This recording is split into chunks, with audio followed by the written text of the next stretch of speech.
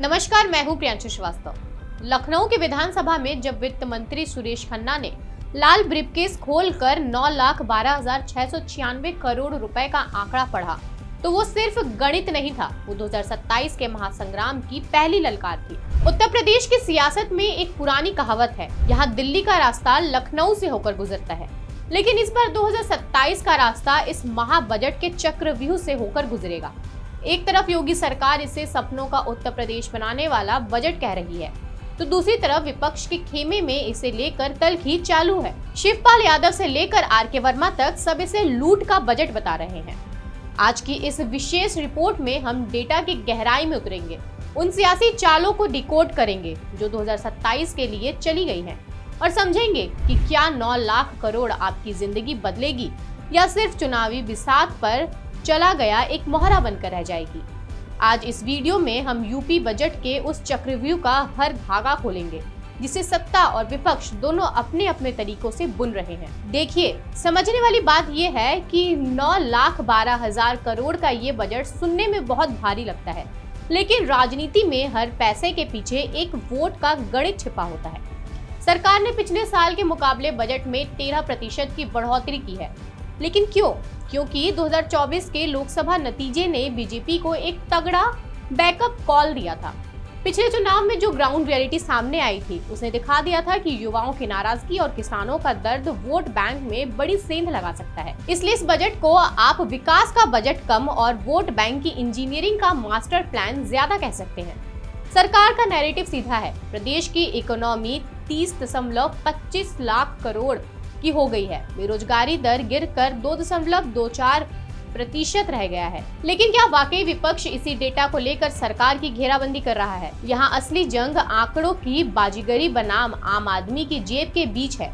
देखिए, सबसे पहले समझने वाली बात यह है कि 2024 में जो कमियां रह गई थी, उसे ढकने के लिए योगी सरकार ने 3 हथियार निकाले हैं: युवा, महिला और किसान। इस बार सरकार ने युवाओं पर खास ध्यान दिया है। पिछली बार पेपर लीक और भर्तियों की सुस्ती ने युवाओं को नाराज किया था।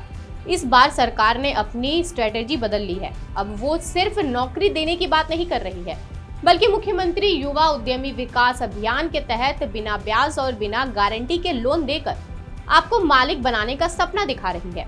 सरकार जानती है कि नौकरी के नाम पर जो सिस्टम प्रेशर बना था, उसे कम करने का इकलौता तरीका है युवाओं को खुद का काम शुरू करने के लिए तैयार करना। ऊपर से 40 लाख स्मार्टफोन और टैबलेट बांटने की योजना ये युवाओं के लिए डिजिटल गाजर जैसा है, ताकि वो 2027 में सरकार के साथ खड़े दिखे। वहीं महिलाओं की बात करें तो उन्हें सरकार के वोटर लिस्ट में जोड़ने के लिए 400 करोड़ की रानी लक्ष्मीबाई स्कूटी योजना कोई छोटी बात नहीं है। मेधावी छात्रों को स्कूटी देना सीधे तौर पर उस परिवार के वोट को सुरक्षित करना है। इसके साथ ही वर्किंग वुमेन हॉस्टल्स का जाल बिछाना महिलाओं को ये एहसास कराता है कि हम आपकी फिक्र करते हैं। साथ ही इस बार योगी सरकार ने उत्तर प्रदेश की राजनीति की नींव कहे जाने वाले किसानों का भी खास ख्याल रखा है। गन्ने के रेट में 30 रुपए की बढ़ोतरी और मुफ्त बिजली, ये सीधे तौर पर उस पश्चिमी यूपी के उस किसान बेल्ट को साधने की कोशिश है जिसने 2024 में बीजेपी के पति ने छुड़ा दिए थे। लेकिन उत्तर प्रदेश की राजनीति में कुछ हो और विपक्ष शांत बैठा रहे, ऐसा नहीं हो सकता। जैसे ही बजट पेश हुआ, विपक्ष ने इसे खोखला और दिशाहीन बताना शुरू कर दिया। समाजवादी पार्टी के कट्टावर नेता शिवपाल सिंह यादव ने तो यहाँ तक कह दिया कि ये बजट सिर्फ प्रदेश को लूटने का एक बहाना है और सरकार पूरी तरह भ्रष्टाचार में लिप्त है। विपक्ष इस समय बहुत ही आक्रामक इम्पैक्ट बनाने की कोशिश कर रहा है। वहीं सपा विधायक आर.के. वर्मा ने जो सवाल उठाए वो बहुत चुभने वाले हैं। वो कहते हैं कि अगर यूपी में सब चंगा है तो यहाँ का नौजवान गुजरात की फैक्ट्रियों में मजदूरी और मुंबई की सड़कों पर टैक्सी क्यों चला रहा है। पलायन का यह मुद्दा सरकार के लिए सबसे बड़ी सिरदर्दी है। विपक्ष का आरोप है कि 9 लाख करोड़ के बजट में एक भी नया एम्स या SGPGI जैसा संस्थान क्यों नहीं शामिल है। साथ ही कांग्रेस विधानमंडल दल की नेता आराधना मिश्रा ने इसे देशहीन, खोखला और बीजेपी का चुनावी खेल करार दिया है। उनका तर्क है कि जब तक किसान खाद के लिए पुलिस की लाठियां खाएगा और नौजवान रोजगार के लिए दूसरे राज्यों में भटकेगा, तब तक ये 9 लाख करोड़ सिर्फ कागजों की शोभा बढ़ाएंगे। इस बजट के बाद एक बात तो साफ हो गई है कि 2027 की जंग अब विकास के दावों बनाम जमीनी हकीकत पर लड़ी जाएगी। सत्ता पक्ष के लिए ये बजट उनकी साख का सवाल है। अगर ये योजनाएं जमीन पर नहीं उतरी तो डबल इंजन के नैरेटिव को बचाना मुश्किल हो जाएगा। वहीं विपक्ष के लिए ये अस्तित्व की लड़ाई है। उन्हें जनता को ये यकीन दिलाना होगा कि 9 लाख करोड़ का ये पहाड़ असल में एक टीला है जो करप्शन की नींव पर खड़ा है।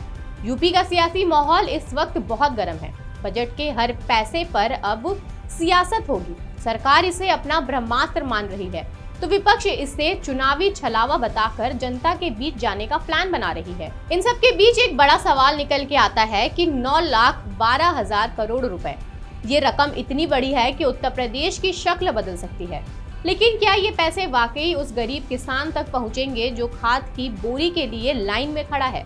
क्या ये स्कूटी और स्मार्टफोन उस नौजवान को रोजगार दे पाएंगे जो आज भी अपने बूढ़े माँ बाप को छोड़कर दूसरे शहर जाने को मजबूर है? बजट पेश हो चुका है, तालियां बज चुकी हैं और विरोध के स्वर भी ऊंचे हो गए हैं। लेकिन याद रखिए, 2027 में जब आप वोट डालने जाएंगे तो आपके हाथ में आंकड़ों की फाइल नहीं होगी, बल्कि आपके घर की हालत होगी।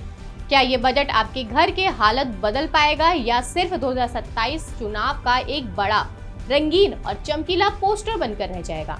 आपकी राय कमेंट सेक्शन में जरूर लिखें, क्योंकि लोकतंत्र में बजट नेताओं का हो सकता है, लेकिन उसका फैसला हमेशा जनता का होता है। ऐसे ही बड़े मुद्दों पर बात करने के लिए बने रहिए हमारे साथ। तब तक के लिए धन्यवाद।